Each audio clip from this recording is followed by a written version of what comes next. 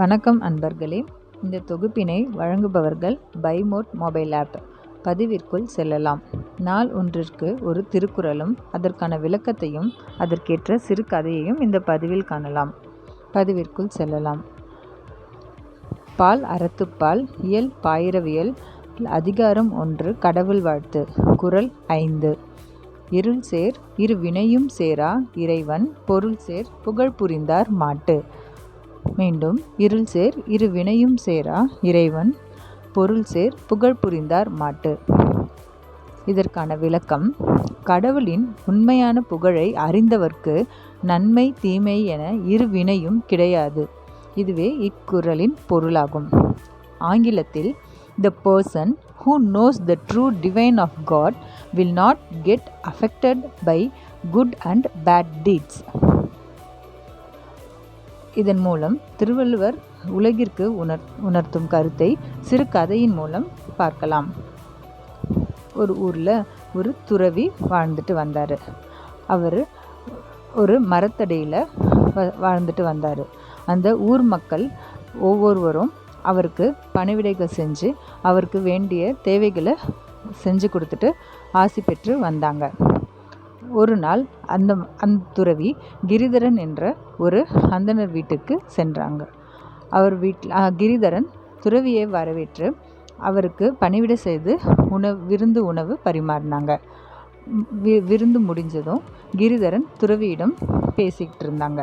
அப்பொழுது கிரிதரன் மனதில் ரொம்ப நாளாக யோசிச்சுட்டு இருந்த ஒரு விஷயத்தை துறவியிடம் கேட்டார். துறவியே, எனக்கு திருமணமாகி குழந்தைகள் இருக்காங்க.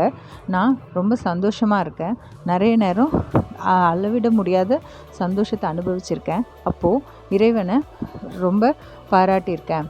கடவுள் எனக்கு இப்படி ஒரு வாழ்க்கையை கொடுத்தாரு, இப்படி ஒரு சந்தோஷத்தை கொடுத்தாருன்னு.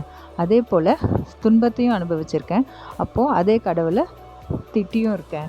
எனக்கு ஏன் கடவுள் இப்படி ஒரு துன்பத்தை கொடுக்குறாருன்ட்டு ரொம்ப உடஞ்சும் போயிருக்கேன். ஸோ இதை எப்படி என்னால் சரி பண்ணுறதுன்னு எனக்கு தெரியல. நன்மை வரும்போது சந்தோஷப்படுறேன், துன்பம் வரும்போது என்னால் அதை தாங்கிக்க முடியல. நீங்கள் எப்படி இருக்கீங்க? உங்களுக்கு வீடு வாசல்னு எதுவும் இல்லை, மரத்தடியில் இருக்கீங்க.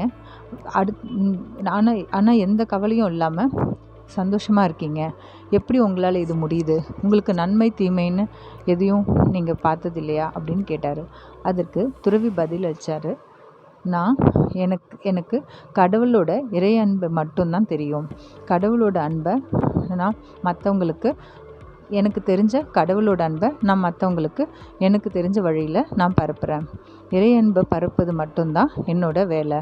அந்த வேலையை நான் என் முழு மனதோடு செய்கிறதால எனக்கு நன்மை தீமை என்ற இரண்டும் நான் அனுபவித்ததில்லை.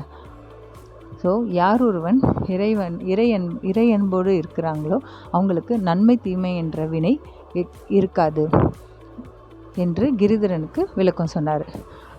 இதன் மூலம் திருவள்ளுவர் உலகிற்கு உணர்த்துவது, இறைவனை முழு மனதோடு பற்றி தொழுபவர்களுக்கு நன்மை தீமை என வினை அடையாது என்பதை இக்குறள் மூலம் திருவள்ளுவர் உலகிற்கு உணர்த்துகிறார். நன்றி. மீண்டும் அடுத்த பதிவில் சந்திக்கிறேன். வணக்கம்.